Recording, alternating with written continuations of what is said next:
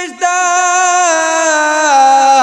বহু বছর পর্যন্ত জাহান্নামের আগুনে জ্বলতেছি, কিন্তু আমাদের এই 4টি অঙ্গ প্রত্যঙ্গ এখন পর্যন্ত জাহান্নামের আগুন স্পর্শ করে নাই। জোরে বলেন আল্লাহু আকবার।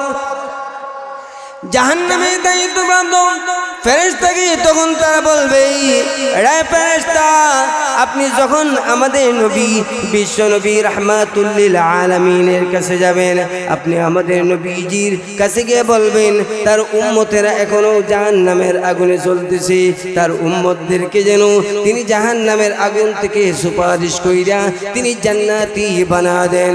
হযরত মালিক আমার আপনার নবীর কাছে চলে আসবে, নবীজি মাকামে মাহমুদে সিজদায় পড়ে আছেন। হযরত মালিক ডেকে ডেকে বলবেন, নবী গো, আজকে আমি জাহান্নামের গভীরে গিয়েছিলাম, জাহান্নামের গভীরে গিয়ে দেখছি আপনার উম্মতেরা এখনো জাহান্নামের আগুনে জ্বলতেছে, তারা আপনার কাছে পাঠিয়ে দিয়েছেন আল্লাহ যেন তাদেরকে জাহান্নামের আগুন থেকে নাজাত দেয়া দেয়। যেই মাত্র হযরত মালিক এই কথা বলবেন, এই কথা বলার সাথে সাথে আমার আপনার নবী বিশ্ব নবী রাহমাতুল লিল আলামিন সিজদা থেকে মাথা উঠাইয়া বলবেন, আল্লাহ তুমি না বলেছো আমার উম্মতেরা সারা জীবন জাহান্নামের আগুনে জ্বলবে না, এখন পর্যন্ত আমার উম্মতেরা জাহান্নামের আগুনে জ্বলতেছে, আমার উম্মতগুলোকে জাহান্নামের আগুন থেকে নাজাত দিয়ে দাও। যেই মাত্র আমার আপনার নবী বিশ্ব নবী এই কথা বলবেন, আল্লাহ তাআলা আমাদের নবীকে ডাক দিয়ে বলবেন, ইয়া রাসূলুল্লাহ, আপনি জাহান্নামের গভীরে চলে যান, জাহান্নামের গভীরে যাইয়া আপনার উম্মতগুলোকে চিনে চিনে আমার তৈরি জান্নাতের ভিতরে লইয়া যান। আলহামদুলিল্লাহ আওয়াজ জুড়ে দিবেন, কেন কি এখন আলহামদুলিল্লাহ মাঝে আল্লাহু শব্দ আছে, কি আছে?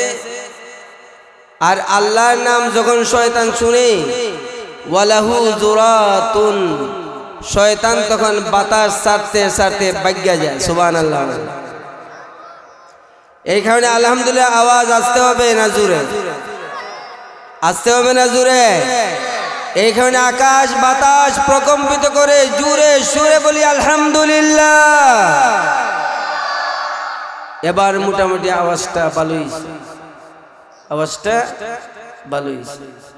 এই কারণে যত সময় আলোচনা করব আপনারা মনোযোগ দিবেন তো ইনশাল্লাহ? জোরে বলেন, মনোযোগ দিবেন তো? মনোযোগ যদি দেন তাইলে কিছু সময় আলোচনা করা যাবে, আর যদি মনোযোগ দেন না তাইলে আলোচনা করতে কি হবে? কঠিন হবে। কারণ লম্বা এক ঘটনা তুললাম, তুললে টান দিলাম, 1 ঘন্টা শেষ 1 ঘটনায়। আমরা আবার এরকমের বক্তা না, ঠিক না? 6-7 বছর ধরে যারা চিনেন আপনারা আমারে জানেন, আপনারা বুঝেন আমার ওয়াজের তরিকাটা কেমন, আপনাদের জানা আছে। এখানে টান দিলাম, টান দিয়া মাইকের তারু সব সিরা বালাই দিলাম, এরকম সিরা লাভ আছে? জোরে বলেন, লাভ আছে? এখন আপনি কথা বুঝলেন না, কিছুই বুঝলেন না, আমল করা কিছুই নাই কথার মাঝে, তাহলে এই ওয়াজ শুননা তো কি নাই, কোনো লাভ নেই। আর আমাদের দেশে শ্রোতা যারা আছে, শ্রোতার মাঝেও ঝামেলা আছে। শ্রোতায় কয় যে হুজুর টান দেন, টান যত সময় টান দিবেন আমরা আছি, টান নাই আমরা নাই, ঠিক কিনা? জোরে বলেন ঠিক কিনা? আর টান দিলে সুবহানাল্লাহ আলহামদুলিল্লাহ নাউজুবিল্লাহ আল্লাহু আকবার 22 পড়ে, ঠিক না? বক্তা খালি টান দিছে, কি দিছে? টান দিছে। বাবারে কত দেশে গেলাম রে বাবা, সুনামগঞ্জের মতো বাঙ্গা রাস্তা পাইলাম না। কি দিছে? চাচা এখন সুবহানাল্লাহ। এখন বক্তা জিজ্ঞাসা, চাচা সুবহানাল্লাহ যে কইছেন কেল লাগে কইছেন? কয় বাবারে বুঝি টুঝি না, তুমি যে টান দিছো তোমার টানের সুরে সুবহানাল্লাহ আইসা গেছে। হুজুর খালি টান দেন, যত সময় টান দিবেন আমরা আছি, টান নাই আমরা নাই।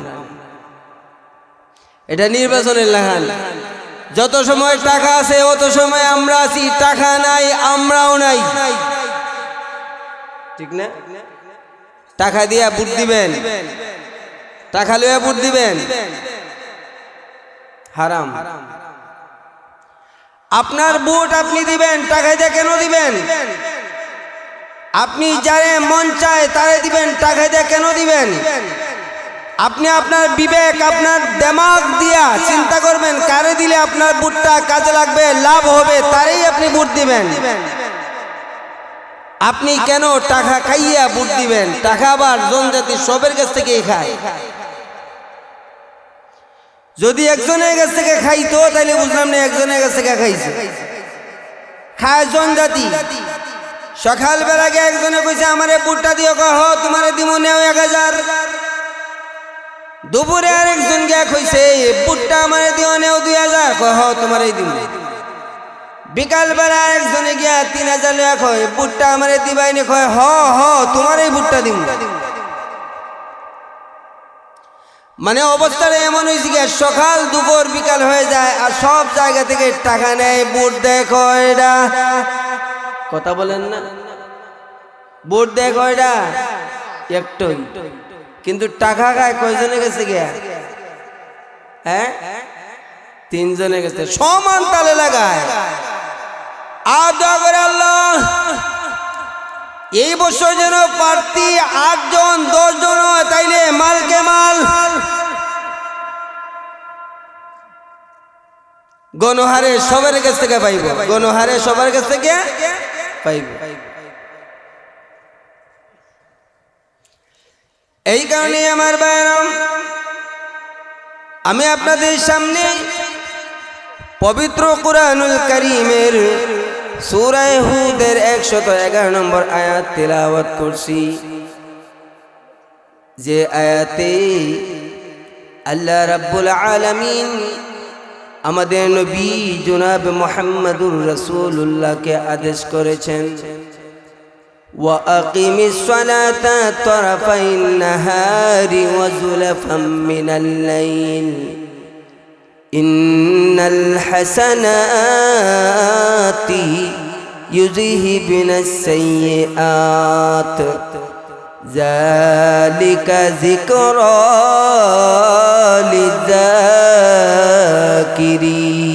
লিযাকিরিন। এই আয়াতে আল্লাহ রাব্বুল আলামিন বলেন, ওয়া আকিমিস সালাতা তারাফাইন নাহার। আল্লাহ রাব্বুল আলামিন বলেন, ওগো নবী,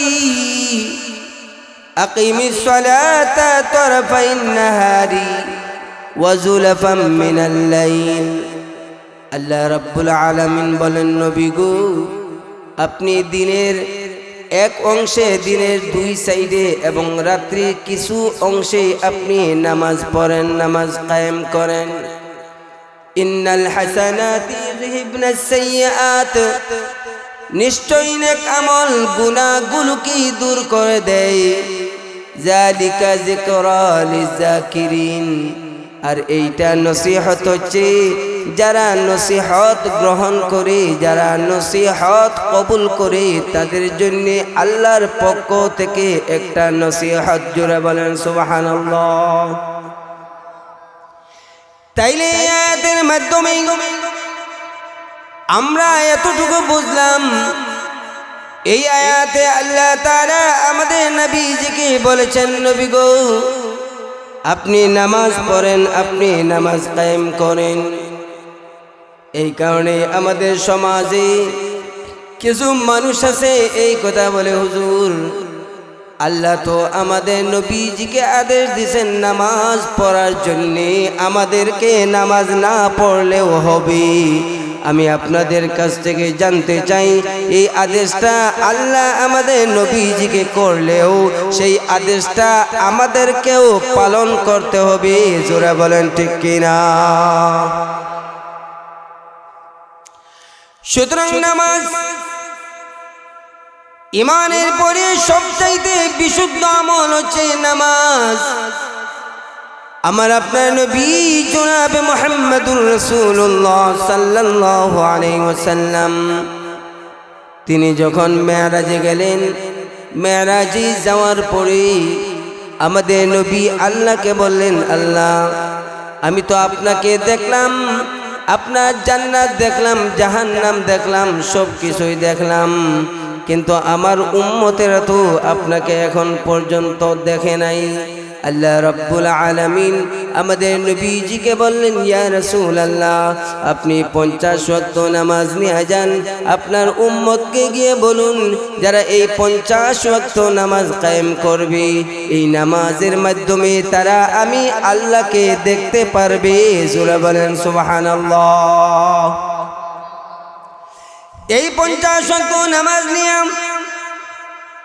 আমাদের নবী জনাব মুহাম্মদুর রাসূলুল্লাহ সাল্লাল্লাহু আলাইহি ওয়াসাল্লাম তিনি যখন মেরাজ থেকে চলে আসতেছেন, মেরাজ থেকে আসার প্রতি হযরত মূসা নবীর সাথে সাক্ষাৎ হয়ে গেছে।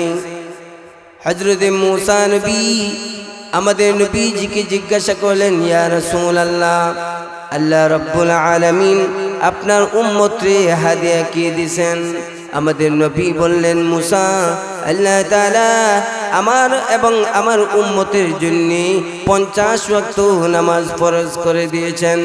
হযরত মূসা আলাইহিস সালাম ডাক দিয়ে বললেন, নবী গো, আপনি আল্লাহর কাছে যান, আল্লাহকে গিয়ে বলুন আরো কিছু কমাইয়া দেওয়ার জন্য, কারণ আপনার উম্মতেরা এরা আখিরি জামানার উম্মত, এরা 50 ওয়াক্ত নামাজ তারা পড়তে পারবে না। আল্লাহর কাছে গিয়ে বলুন আল্লাহ যেন আরো কিছু কমায়া দেন। আমার আপনার নবী বিশ্বনবী রাহমাতুল লিল আলামিন তিনি আল্লাহর কাছে গেলেন, গিয়ে বললেন, আল্লাহ আমার উম্মত 50 ওয়াক্ত নামাজ পড়তে পারবে না, আপনি কিছু কমায়া দেন। আল্লাহ রাব্বুল আলামিন 5 ওয়াক্ত নামাজ কমায়া দিয়েছেন। এবার রইছে 45 ওয়াক্ত। এই 45 ওয়াক্ত নামাজ নিয়ে আমার আপনার নবী যখন চলে আসতেছেন, আবার হযরত মূসা নবীর সাথে সাক্ষাৎ হয়ে গেছে। ইসলাম বললেন, নবী গো, আল্লাহ কত ওয়াক্ত কমাইছে? আমাদের নবী বললেন, আল্লাহ 5 ওয়াক্ত কমাইছেন। হযরত মূসা আলাইহিস সালাম ডাক দিয়ে বললেন, ইয়া রাসূলুল্লাহ, ইয়া হাবিবাল্লাহ, আপনি আল্লাহর কাছে আবার যান, এই 5 ওয়াক্ত কমাইলেও মেনা, 45 ওয়াক্ত আর 50 ওয়াক্ত সমানই। আপনি আল্লাহকে গিয়ে বলুন আরো কিছু কমাইয়া দেওয়ার জন্য। আমার আপনার নবী আরেকবার আল্লাহর কাছে গেলেন, আল্লাহর কাছে গিয়ে বললেন, আল্লাহ আমার উম্মতেরা 45 ওয়াক্ত নামাজ পড়তে পারবে না, আপনি আরেকটু কমায়া দেন। আল্লাহ আরো 5 ওয়াক্ত কমায়া দিয়েছেন। 40 ওয়াক্ত নামাজ নিয়ে আমাদের নবী যখন চলে আসতেছেন, হযরত মূসা আলাইহিস সালামের সাথে সাক্ষাৎ। হযরত মূসা আলাইহিস সালাম বললেন, ইয়া রাসূলুল্লাহ, আল্লাহ কত ওয়াক্ত কমায়া দিয়েছেন? আমাদের নবী বললেন, আল্লাহ 5 ওয়াক্ত কমায়া দিয়েছে। হযরত মূসা আলাইহিস সালাম তখন বললেন, 40 ওয়াক্ত আপনার উম্মতেরা নামাজ পড়তে পারবে না, আপনি আল্লাহর কাছে যান, আল্লাহকে গিয়ে বলুন আল্লাহ যেন আরো কিছু কমায়া দেয়। আমার আপনার নবী বিশ্ব নবী রাহমাতুল লিল আলামিন এইভাবে আল্লাহর কাছে 9 বার গেছেন, 9 বারই আল্লাহ 5 ওয়াক্ত করে কমায়া দিয়েছেন। 5 9 45 শেষ হওয়ার পরে হাতে আছে মাত্র 5 ওয়াক্ত। এই 5 ওয়াক্ত নামাজ নিয়ে আমার আপনার নবী যখন আরেকবার জমিনে চলে আসতেছেন, হযরত মূসা আলাইহিস সালামের সাথে আবার সাক্ষাৎ হয়ে গেল। হযরত মূসা আলাইহিস সালাম ডাক দিয়ে বলে, হুজুর আপনি আল্লাহর কাছে যান, আপনার উম্মতেরা এই 5 ওয়াক্ত নামাজও পড়তে পারবে না। আমার উম্মতরে আল্লাহ 2 ওয়াক্ত নামাজ দিয়েছিল, তারা এই 2 ওয়াক্ত নামাজই তারা পড়তে পারে নাই। সুতরাং আপনি আল্লাহর কাছে যান, আল্লাহর কাছ থেকে আরো কিছু কমায় নিয়ে আসেন। আমাদের নবী বিশ্ব নবী রাহমাতুল লিল আলামিন তখন হযরত মূসা আলাইহিস সালামকে বললেন, হে মূসা, আমি আল্লাহর কাছে আর যাইতে পারবো না, আমার শরম লাগে, লজ্জা লাগে। এখন আমাদের সমাজে এমনও কিছু মানুষ আছে তারা এই কথা বলে, আমাদের নবী আল্লাহর কাছে 9 বার গেছেন, শরম লাগছে না, 10 বার কেন গেল না? 10 বার গেলে তো আর নামাজেই থাকতো না। জোরে বলেন ঠিক কিনা? কারণ প্রত্যেক মানে আল্লাহ 5 ওয়াক্ত করে কমাইছে। এখনো যদি আমাদের নবীজি যান, তাই না, আল্লাহ তো 5 ওয়াক্তই কমাইবো। আর 5 ওয়াক্ত যদি আল্লাহ কমায় দেন, এরপরে আর নামাজ বাকি থাকবে নি। জোরে বলেন থাকবে? আমাদের নবী তিনি 5 ওয়াক্ত নামাজ নিয়ে মেরাজ থেকে যখন চলে আসতেছেন, আল্লাহ রাব্বুল আলামিন আমাদের নবীজিকে বললেন, ইয়া রাসূলুল্লাহ, আপনার উম্মতের কাছে 5 ওয়াক্ত নামাজ লইয়া যান, আর আপনার উম্মতকে গিয়ে বলুন, যারা এই 5 ওয়াক্ত নামাজ পড়বে আমি মহান আল্লাহ তাদের আমল নামায় 50 ওয়াক্ত নামাজের সওয়াব লিখে দিব। জোরে বলেন সুবহানাল্লাহ।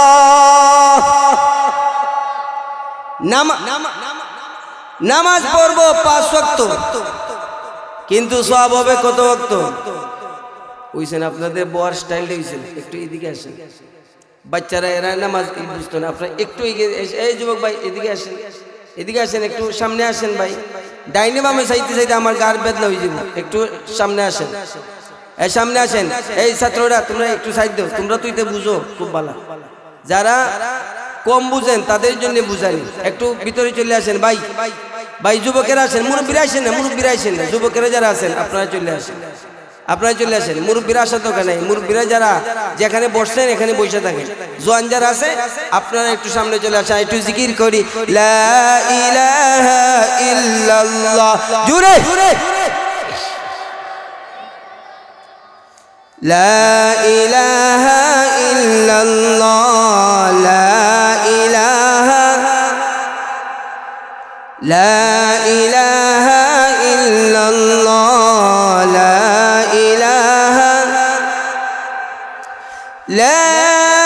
ইলাহা ইল্লাল্লাহ মুহাম্মাদুর রাসূলুল্লাহ। সবাই পড়ি সাল্লাল্লাহু আলাইহি ওয়াসাল্লাম।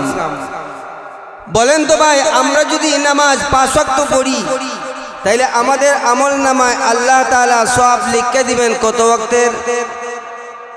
বুঝছেন? আওয়াজটা হইছে কত ওয়াক্তের? আরো জোরে বলেন না, কত ওয়াক্তের? তাইলে এই নামাজ আমরা পড়বো না ছাড়বো না ধরবো, কোনটা?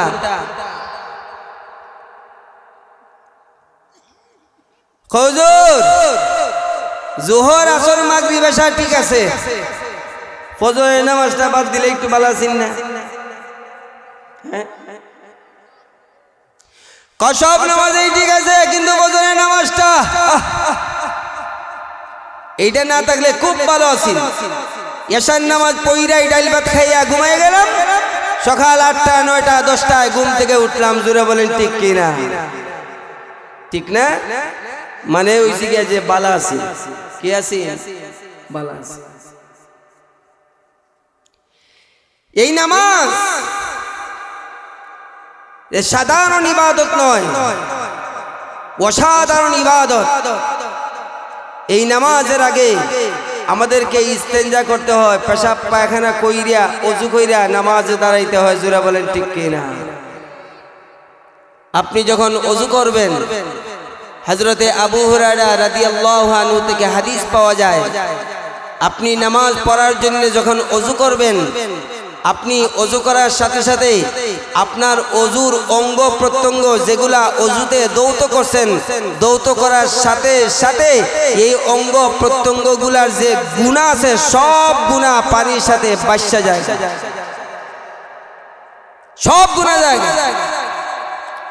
আপনি যখন মুখে দিবেন, মুখের যত গুনাহ আছে সব গুনাহ যাইব গা। নাকে যখন পানি দিবেন, নাকের ভিতরে যত গুনাহ আছে সব পানির সাথে ভাসা যাব। হাত যখন দৌত করবেন, মুখ যখন দৌত করবেন, মাথা যখন মাসায় করবেন, আপনি যখন 2টা পা দৌত করবেন, দৌত করার সাথে সাথে সবগুলো গুনাহ এই পানির সাথে ভেসে চলে যায়। আপনি মাঠে গেছেন নামাজ পড়ার জন্য, আশেপাশে কোনো জায়গায় মসজিদ নাই, এবার আপনার উচিত কি? আপনি বলবেন আমি কৃষক, আমার জন্যই নামাজ নাই। আসেনি? কথা বলেন না কেন? কৃষকের জন্য নামাজ আছে? হ্যাঁ জোরে বলেন, আছে না? নামাজ মাফ? আপনি মাঠে নামাজ পড়বেন, একা একাই নামাজ পড়বেন, কোনো সমস্যা নাই। আপনি সেই সময় নামাজ পড়ার আগে আপনি একটা আজান দেন। মসজিদে যেমনি ভাবে আজান হয় সেইভাবে আপনিও আজান দেয়া নামাজে দাঁড়ায় যান। কারণ আপনি যে জায়গায় আজান দিয়েছেন হাসরের ময়দানে ওই জায়গা আপনার পক্ষে সাক্ষী দিবে। জোরে বলেন সুবহানাল্লাহ। এই কারণে ভারতের একজন বুজুর্গ তিনি যখন ট্রেনে লম্বা সফর করতেন, এই সফর করার অবস্থায় ট্রেনের ভিতরে তিনি নামাজ ছাড়তেন না, নামাজ তিনি পড়তেন। তখন ট্রেনের যে জানালা আছে জানালার বাহিরে মুখ আইনা তিনি আজান দিতেন। সেই ভারতের ওই সময় যে মানুষেরাই দেখত তাকে জিজ্ঞাসা করত, হুজুর নামাজ পড়েন সমস্যা নাই, কিন্তু আপনি একা একা নামাজ পড়বেন, আজান দেন কেন? হুজুর তখন বলতেন, কেন আজান দেই জানুনি? হাসরের ময়দানে যখন আমি উঠব এই সারাটা জায়গা আমার পক্ষে আল্লাহর কাছে সাক্ষী দিবে।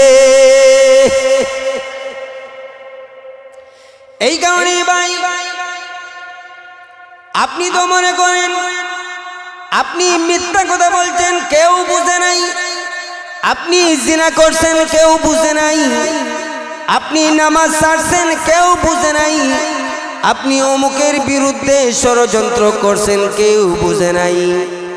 কিন্তু হাসরের ময়দানে যে জায়গায় দাঁড়াই আপনি মিথ্যা কথা বলছেন ওই জায়গা আপনার বিরুদ্ধে হাসরের ময়দানে সাক্ষী দিবে। যে জায়গায় আপনি জিনার কাছে লিপ্ত ছিলেন ওই জায়গাটা হাসরের ময়দানে আপনার বিরুদ্ধে সাক্ষী দিবে।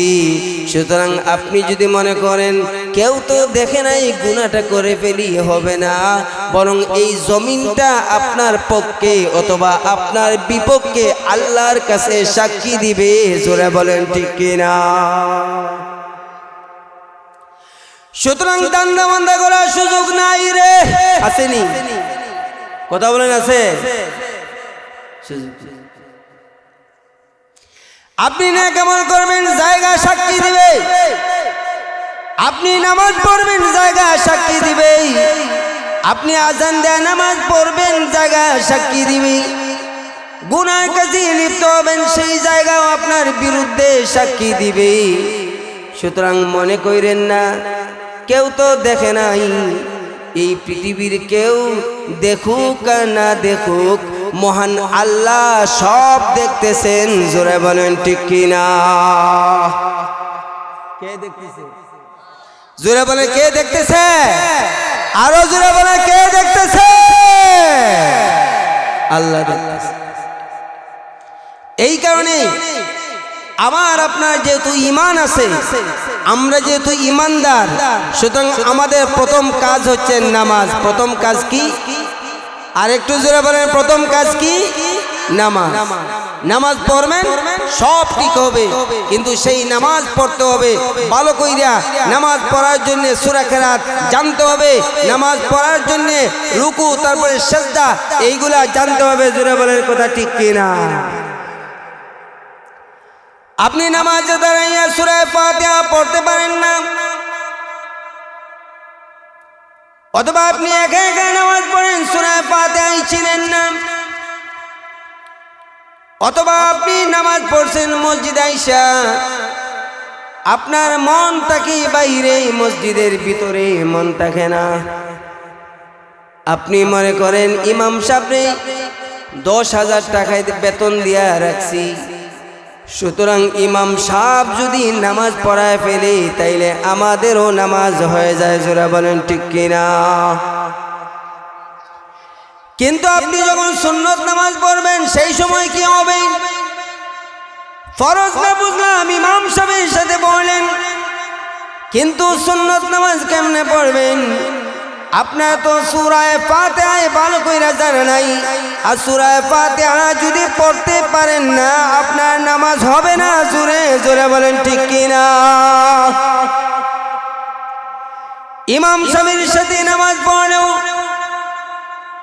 আপনার মাঝে সমস্যা সৃষ্টি হয়ে যায়। আপনি ইমাম সাহেবকে গিয়ে বলেন, ইমাম সাহেব আজকে তো আলিফ লাইলা আছে, সূরা ফাতিহা একটু তাড়াতাড়ি পড়েন। কি আছে? কি আছে?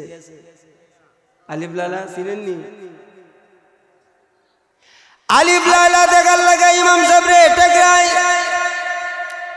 আলিফ লাইলা দেখার জন্য হাফিজ সাহেব রে গো, হাফিজ সাহেব তারাবির নামাজটা একটু তাড়াতাড়ি কইরেন, কেন লাগে আজকে আলিফ লাইলা আছে। কি আছে? ইমাম সাহেব যখন আলহামদুলিল্লাহ রাব্বিল আলামিন, তার মনে শুধু আলিফ লাইলা। ইমাম সাহেব কয় আলহামদুলিল্লাহ রাব্বিল আলামিন, তার মনে নতুন জুতা কিনা বাইরে রেখে আইছে, সেভাবে মনে হয় আমার জুতা চুরে লয়ে যাইতেছে গিয়া। আছে না? কথা বলেন না কেন? আসেনি? নামাজ দ্বারা কয় মমি সিংহা কামলা লাগাই দিছি, আর বেটা নামাজ কে লন্ডন গেছি। কই গেছে? লন্ডন। লন্ডন কে কইরা ইমাম সাহেবের নামাজ তো চলতেছে, হে লন্ডন, হে আমেরিকা,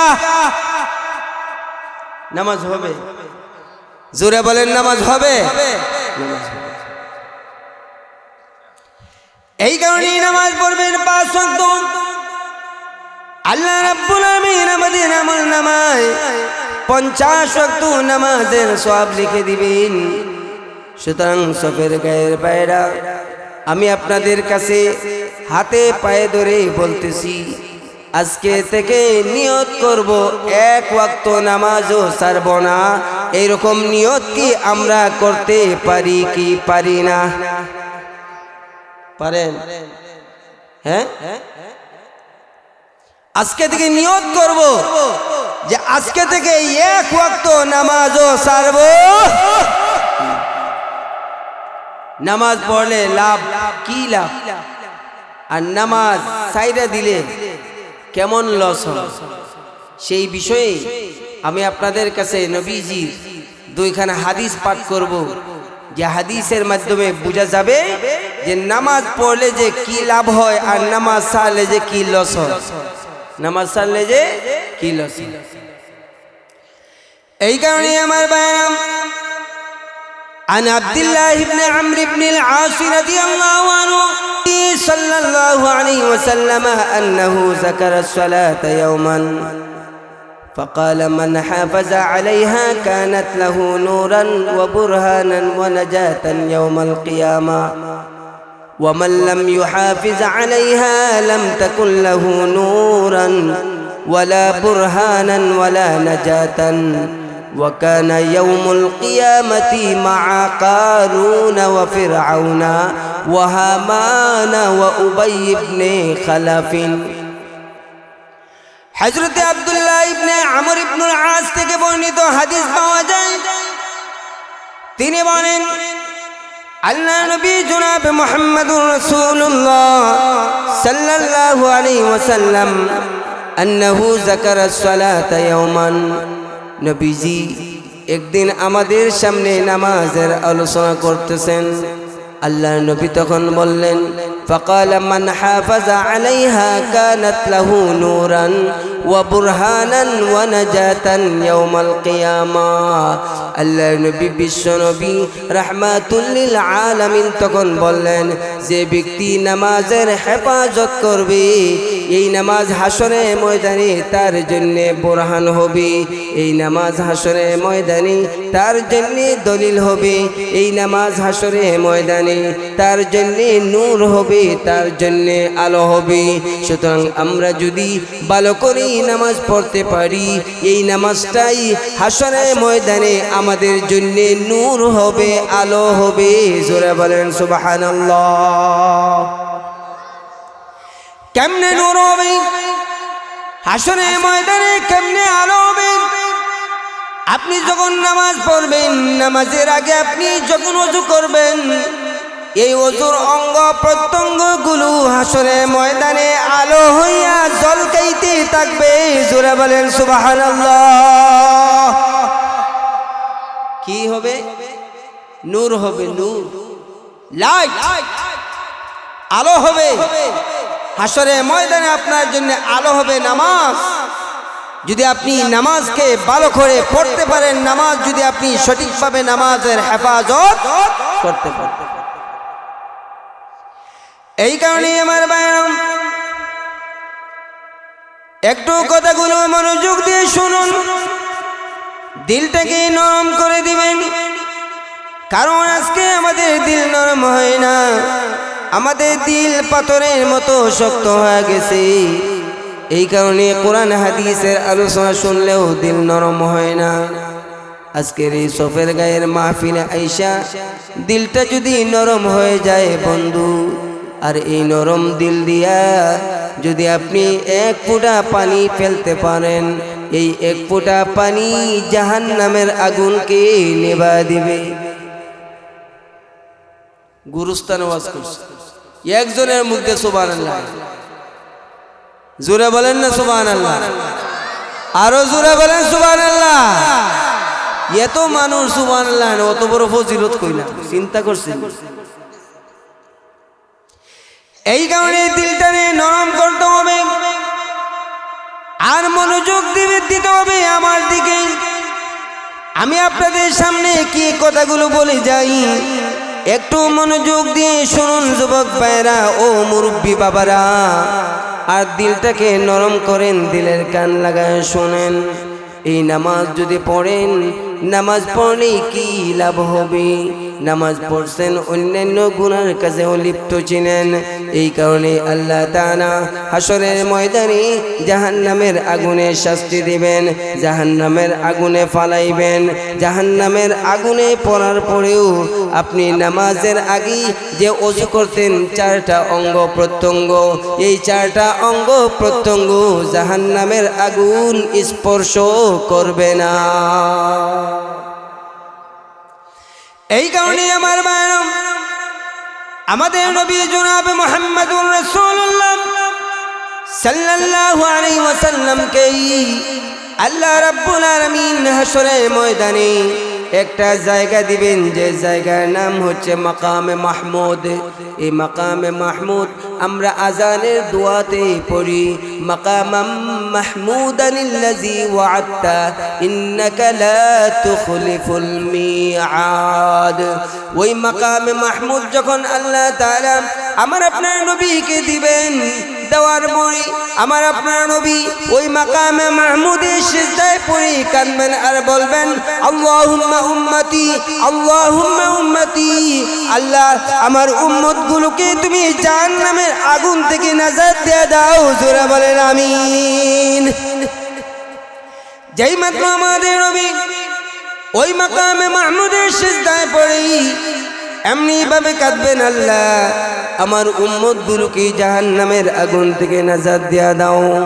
এই সময় জাহান্নামের দায়িত্বপ্রাপ্ত ফেরেশতা যার নাম হচ্ছে হযরতে মালিক, হযরতে মালিক তিনি জাহান্নামের একেবারে গভীরে চলে যাবেন। জাহান্নামের গভীরে গিয়ে দেখবেন কিছু মানুষদের কি জাহান্নামের আগুনে শাস্তি দেওয়া হচ্ছে, কিন্তু তাদের হাত থেকে, তাদের পা থেকে, তাদের চেহারা থেকে, তাদের মাথা থেকে নুরানি আলো উপরের দিকে উঠতেছে। জাহান্নামের দায়িত্বপ্রাপ্ত ফেরেশতা হযরতে মালিক ডেকে ডেকে বলবেন, তোমরা কোন নবীর উম্মত? তোমাদের কি জাহান্নামের আগুনে শাস্তি দেওয়া হচ্ছে, কিন্তু তোমাদের হাত থেকে, তোমাদের পা থেকে, তোমাদের চেহারা থেকে, তোমাদের পা থেকে নুরানি আলো উপরের দিকে উঠতেছে। তখন তারা বলতে থাকবে, আমরা হচ্ছে আখিরি জমানার নবীর উম্মত, আমরা দুনিয়াতে নামাজ পড়েছিলাম, আবার গুনার কাজেও লিপ্ত ছিলাম, এই কারণে আল্লাহ তাআলা আমাদেরকে জাহান্নামের আগুনে ফেলে দিয়েছেন। তারা তখন বলতে থাকবে, ফেরেশতা বহু বছর পর্যন্ত জাহান্নামের আগুনে জ্বলতেছি, কিন্তু আমাদের এই 4টি অঙ্গ প্রত্যঙ্গ এখন পর্যন্ত জাহান্নামের আগুন স্পর্শ করে নাই। জোরে বলেন আল্লাহু আকবার। জাহান্নামের দায়িত্বপ্রাপ্ত ফেরেশতাকে তখন তারা বলবে, রে ফেরেশতা, আপনি যখন আমাদের নবী বিশ্ব নবী রাহমাতুল লিল আলামিনের কাছে যাবেন, আপনি আমাদের নবীজির কাছে গিয়ে বলবেন তার উম্মতেরা এখনো জাহান্নামের আগুনে জ্বলতেছে, তার উম্মতদেরকে যেন তিনি জাহান্নামের আগুন থেকে সুপারিশ কইরা তিনি জান্নাতি বানা দেন। হযরত মালিক আমার আপনার নবীর কাছে চলে আসবে, নবীজি মাকামে মাহমুদে সিজদায় পড়ে আছেন। হযরত মালিক ডেকে ডেকে বলবেন, নবী গো, আজকে আমি জাহান্নামের গভীরে গিয়েছিলাম, জাহান্নামের গভীরে গিয়ে দেখছি আপনার উম্মতেরা এখনো জাহান্নামের আগুনে জ্বলতেছে, তারা আপনার কাছে পাঠিয়ে দিয়েছেন আল্লাহ যেন তাদেরকে জাহান্নামের আগুন থেকে নাজাত দেয়া দেয়। যেই মাত্র হযরত মালিক এই কথা বলবেন, এই কথা বলার সাথে সাথে আমার আপনার নবী বিশ্ব নবী রাহমাতুল লিল আলামিন সিজদা থেকে মাথা উঠাইয়া বলবেন, আল্লাহ তুমি না বলেছো আমার উম্মতেরা সারা জীবন জাহান্নামের আগুনে জ্বলবে না, এখন পর্যন্ত আমার উম্মতেরা জাহান্নামের আগুনে জ্বলতেছে, আমার উম্মতগুলোকে জাহান্নামের আগুন থেকে নাজাত দিয়ে দাও। যেই মাত্র আমার আপনার নবী বিশ্ব নবী এই কথা বলবেন, আল্লাহ তাআলা আমাদের নবীকে ডাক দিয়ে বলবেন, ইয়া রাসূলুল্লাহ, আপনি জাহান্নামের গভীরে চলে যান, জাহান্নামের গভীরে যাইয়া আপনার উম্মতগুলোকে চিনে চিনে আমার তৈরি জান্নাতের ভিতরে লইয়া যান। সেই দিন নবী আপনার কেমনে চিনবে?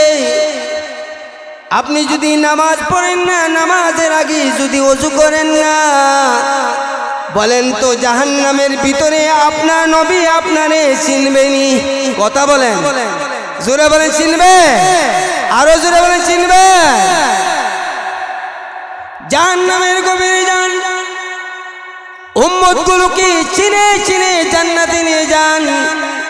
সেই দিন আমার আপনার নবী বিশ্ব নবী তিনি জাহান্নামের গভীরে চলে যাবেন, জাহান্নামের গভীরে যাইয়া তার উম্মতগুলোকে চিনে চিনে আল্লাহর তৈরি জান্নাতের ভিতরে নিয়ে যাবে। জান্নাতের ভিতরে নিবেন কেমনে? একমাত্র মাধ্যম হচ্ছে নামাজ পড়া। একমাত্র মাধ্যম কি? আরো জোরে বলেন, একমাত্র মাধ্যম কি? নামাজ পড়বেন, আপনার কপাল কালো হয়নি। কথা বলেন, হয়। অনেক যুবকের আছে নামাজ পড়লে কপাল কালো হয়, এরপরে কপাল যে কালো দাগটা আছে এই দাগটারে পেন লাভলি লাগায়া গোসায়। কি করে? কেন গোসাই? কজুর গোসাই কেন জানেননি? কারণ এখনো বিয়া করছি না। কি করছি না? এখন যদি কপালে কালো টেম দেখা যায়, খারাপ দেখা যায়, খারাপ। আবার বয়স যখন 40 বছর হয়, 40 বছর বয়স হইলেই পাক্কার মাঝে কপালটারে পেশাইয়া গোসায় যাতে খালা হয়। কি হয়? এখন যদি জিগান কেন লাগে গোসাও,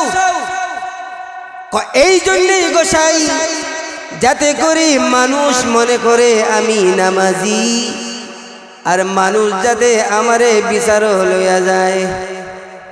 কারণ এই জন্যই গোসাই মানুষ বুঝবে আমি নামাজি, আর নামাজি মানুষ বিচার গিয়া বাটপারি করতো না। করব? নামাজ পড়ে মানুষ কেমনে বাটপারি করবে?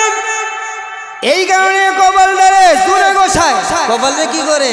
জোরে। আপনি নামাজ পড়বেন, কপাল গোসানোর দরকার নাই। আপনি যখন সাজদা দিবেন, সাজদা দেওয়ার কারণে আপনার কপালে যদি হালকা দাগ হয়, এই হালকা দাগটাও আসলে ময়দানে 14 তারিখ পূর্ণিমার চাঁদের মতো ঝলকাইতে থাকবে। আস্তে আস্তে সাজদা দিলেও হবে, কিন্তু আপনি যদি আপনার সাজদা 2 হাতের উপরে দেন আবার হবে না। 2 হাতের উপরে দিলে হবে? হবে। এই কারণে আমার ভাইরা, আমাদের যেহেতু ঈমান আছে, এখন আমাদের সর্বপ্রথম কাজ হচ্ছে নামাজ পড়া। আমরা যদি নামাজের হেফাজত ভালো করে করতে পারি, নামাজ যদি সঠিকভাবে পড়তে পারি, আল্লাহ নবী বিশ্ব নবী রাহমাতুল লিল আলামিন বলছেন, এই নামাজ হাসরে ময়দানে আমাদের জন্য জান্নাতে যাওয়ার দলিল হবে, আমাদের জন্য ঈমানদার হওয়ার দলিল হবে। এই নামাজটাই হাসরে ময়দানে আমাদের জন্য আলো হবে, নূর হবে। জোরে বলেন সুবহানাল্লাহ। এরপরে নবীজি বলেন, ওয়ামান লাম ইউহাফিজ আলাইহা লাম তাকুল লাহু নূরান ওয়ালা বুরহানান ওয়ালা নাজাতান।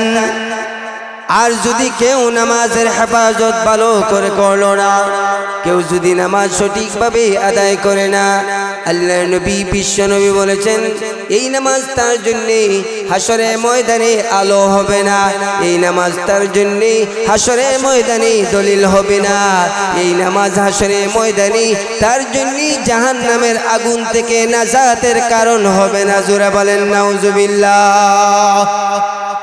এরপরে নবীজি বলেন, ওয়াকানা ইয়াউমুল কিয়ামাতি মাআ কারুনা ওয়া ফিরআউনা ওয়া হামানা ওয়া উবাই ইবনে খালাফ। নাউজুবিল্লাহ বলে।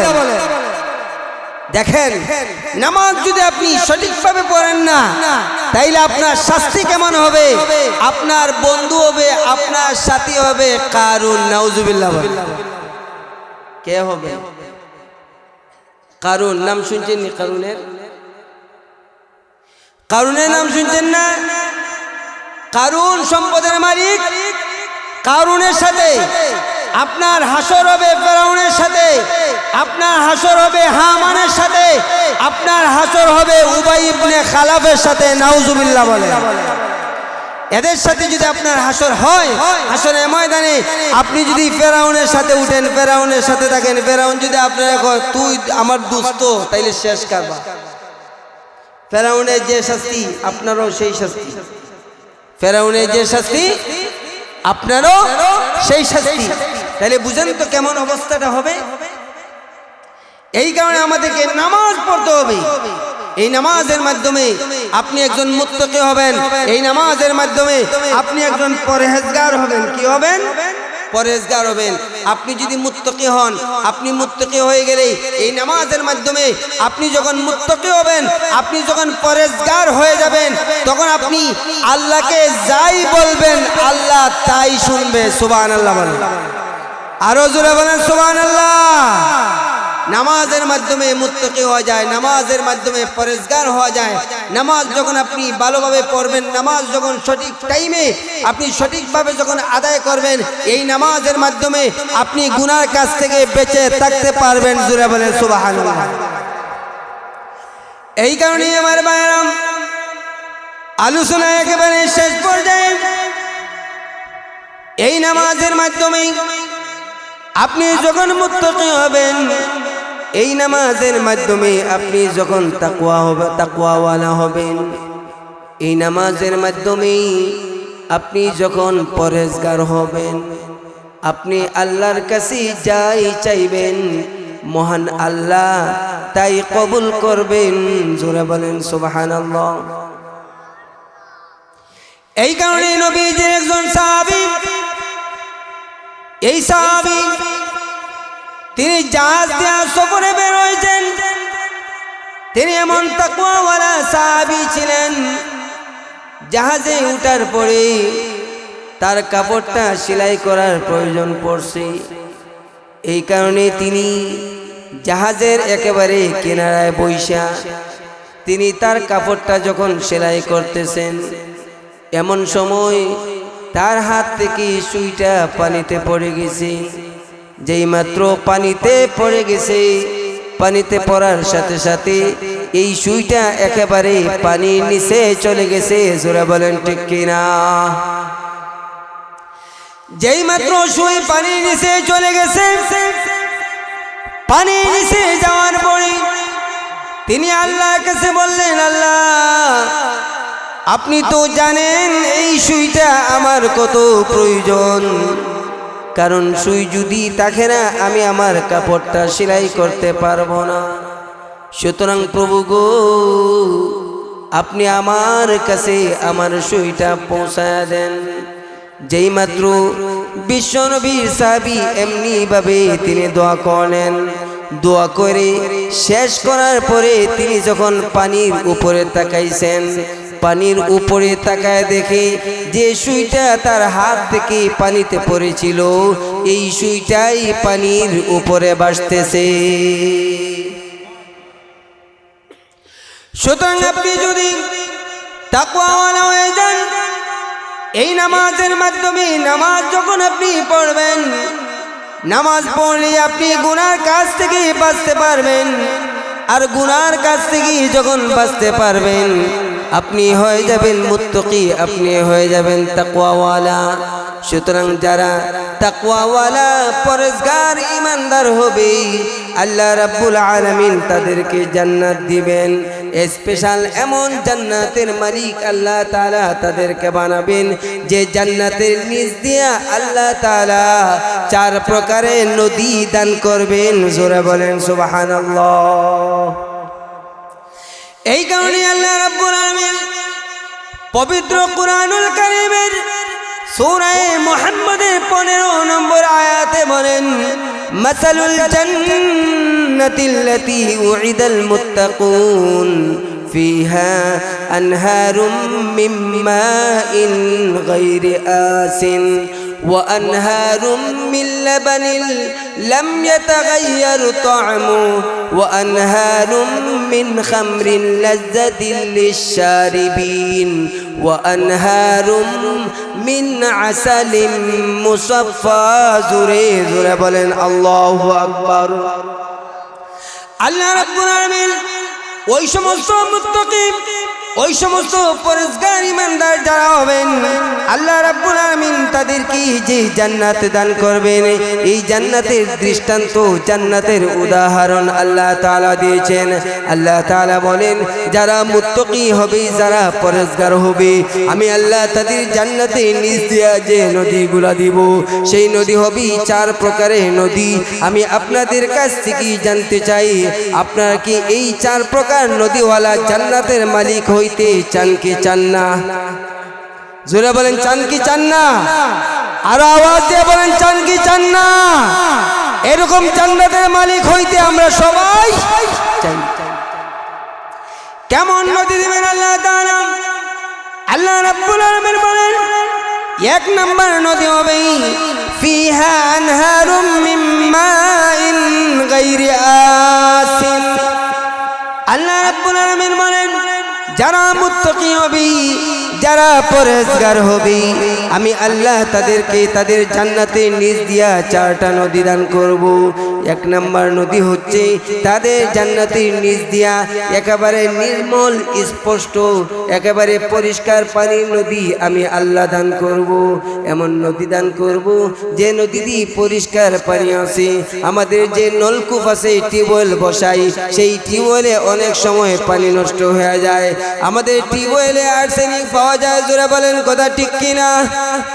আল্লাহ তাআলা বলেন, রে ইমানদার শোনো, তুমি যদি মুত্তাকি হতে পারো, তুমি যদি পরেজগার হতে পারো, আমি আল্লাহ তোমার জান্নাতের নিচ দিয়া 1 নম্বরে যে নদী দান করব, সেই নদী হবে পরিষ্কার, একেবারে স্পষ্ট পানির নদী। এরপরে আল্লাহ তাআলা বলেন, আমি আল্লাহ মুত্তাকি ইমানদারদের জান্নাতের নিচ দিয়া 2 নম্বরে নদী দান করব। ওয়া আনহারুম মিন লাবানিন লাম ইয়াতাগায়্যার তা'মুহু। আল্লাহ তাআলা বলেন, 2য় প্রকারের নদী হবে, আমি আল্লাহ তাদেরকে দুধের নদী দান করব, যে দুধের স্বাদ পরিবর্তন হয় নাই, ভবিষ্যতেও কোনো ধরনের পরিবর্তন হবে না। জান্নাতের নিচ দিয়ে আল্লাহ তাআলা দুধের নদী দিবেন। জোরে বলেন সুবহানাল্লাহ। আরেকটু আওয়াজ দিয়ে বলেন না ভাই সুবহানাল্লাহ। একেবারে খাঁটি দুধের নদী পাইবেন। জোরে বলেন আল্লাহু আকবার। আমাদের সমাজে খাঁটি দুধ পাওয়া যায় না? পাওয়া যায়? পাওয়া যায়। খাঁটি দুধ কি দেয়? দুধের মাঝে পানি নেই, তাই যদি জিগানে আদমারি তুই দুধের মাঝে পানি কেল্লা দেশ, কয় আমি দুধের মাঝেই পানি দেই না, আমি পানির মাঝে দুধ দেই। পানির মাঝে কি দেই? কেমন ইমানদার? কয় নামাজ না পড়লে কি হইছে? আমার ইমান বড় শক্ত, ইমান বড়। আল্লাহ তাআলা বলেন, হে মুত্তাকি ইমানদার ওয়ালা শুনো, আমি আল্লাহ তোমাদের জান্নাতে নিজ দেয়া 2 নম্বরে একটি নদী দান করব, যে নদী হচ্ছে দুধের নদী। লাম ইয়াতাগায়্যার তা'মুহু, যে দুধের স্বাদ পরিবর্তন হয়নি, ভবিষ্যতেও সেই দুধের স্বাদ পরিবর্তন হবে না। কারণ দুধের মাঝে যদি পানি দেওয়া হয়, এই দুধের কালার নষ্ট হয়ে যায়, আবার দুধের মজাও নষ্ট হয়ে যায়। জোরে বলেন কথা ঠিক কিনা? আল্লাহ রাব্বুল আলামিন বলেন, মুত্তাকি ঈমান ওয়া ঈমানদার যারা হবে, আমি আল্লাহ তাদের জান্নাতের নিজ দিয়া 2 নম্বরে দুধের নদী দিয়ে দিব। আল্লাহ রাব্বুল আলামিন বলেন, আমি আল্লাহ তাদের জান্নাতের নিজ দিয়া 3 নম্বরে আরেকটা নদী আছে। আল্লাহ রাব্বুল আলামিন বলেন, ওয়া আনহারুম মিন খামরিন লাজ্জাতিল লিশারিবিন। আল্লাহ রাব্বুল আলামিন বলেন, আমি আল্লাহ তাদের জান্নাতের নিজ দিয়া মদের নদী চালু করে দিব। জোরে বলেন সুবহানাল্লাহ। কে নদী দিবেন? মদের নদী। কে নদী? জোরে বলেন কে নদী? মা এখন আছেন? কে নদী? জোরে বলেন কে? মদের নদী দিবেন। দুনিয়াতে মদ খাওয়া হারাম, কিন্তু জান্নাতের ভিতরে গিয়া মদ খাইবেন, কেউ বাধা দিবে না। কেউ বাধা দিবে? মা কইতে কি কইছি? মদের নদী হইতে কি কই? দুনিয়াতে মদ খাইবেন না, জান্নাতে আপনার জান্নাতের নিজ দিয়া মদের নদী চালু হবে। কে নদী? দুনিয়াতে মদ খাইয়া ঘরের ভিতরে আইয়া ফয়লাই বউরে বিড়ায়, কি করে? একজনে কই ঠিক, আর বাকিরা একেবারে সাধু। মদ খাইয়া বউরে বিড়ায়, ঘরের ভিতরে বউরে কয় আম্মা, আর আম্মারে গিয়া কয় বউ। জোরে বলেন ঠিক কিনা? ঠিক নি? দুনিয়াতে মদ খাইলে প্রেম নষ্ট হয়ে যায়, কিন্তু আপনি যখন জান্নাতে নিজ দিয়ে যে মদের নদী হবে, এই মদ থেকে, এই নদী থেকে যখন মদ খাইবেন, মদ খাওয়ার পরে আপনার মাথা একেবারে পরিষ্কার হইয়া যাইব। জোরে বলেন সুবহানাল্লাহ। সুতরাং মদ দুনিয়াতে খাইবেন না জান্নাতে? কথা বলেন, দুনিয়াতে না জান্নাতে? আমার আল্লাহ ডাক দিয়ে বলেন, হে মুত্তাকি ঈমানওয়ালা, যদি তোমরা নামাজের মাধ্যমে মুত্তাকি হতে পারো, পরহেজগার হতে পারো, আমি আল্লাহ তোমাদের জান্নাতে নিজ দিয়া 4 নম্বরে আরেকটা নদী দান করব। ওয়া আনহারুম মিন আসালিম মুসাফফা। আল্লাহ রাব্বুল আলামিন বলেন, তোমাদের জান্নাতে নিজ দিয়া আমি আল্লাহ মধুর নদী চালু করে দিব। জোরে বলেন সুবহানাল্লাহ। কে নদী? পানি, দুধ, মদ মানে শরাব, আর মধু। কয় প্রকার? জোরে বলেন কয় প্রকার?